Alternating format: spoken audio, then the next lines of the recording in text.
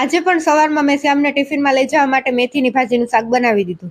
આજે વધારામાં એમાં રીંગણા એડ કરી દીધા છે.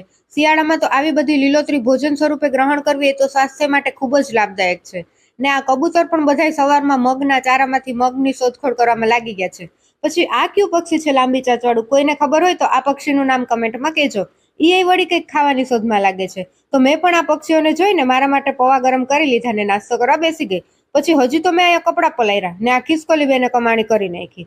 હમણાં મેં છે ને 2 દિવસ પહેલા છાશ ને એલોવેરા બે વાળમાં લગાવ્યું હતું ને તો મને સારું રિઝલ્ટ મળ્યું હતું, એટલે આજે પાછું લગાવી લીધું. ને ત્યાં તો મારે 11:30 વાગી ગયા, એટલે લોટ બાંધ્યો ને ભાજી રીંગણાનું શાક બનાવ્યું, વાલો રીંગણા બટેટાનું શાક બનાવ્યું ને થોડાક પાપડ તળી નાખ્યા. સાંજે મેં અમારા મનપસંદ થોડાક ચણિયા બોર ખાધા ને બગલા પણ બધા ખેડેલા ખેતરમાં રોંઢો કરવા પહોંચી ગયા છે.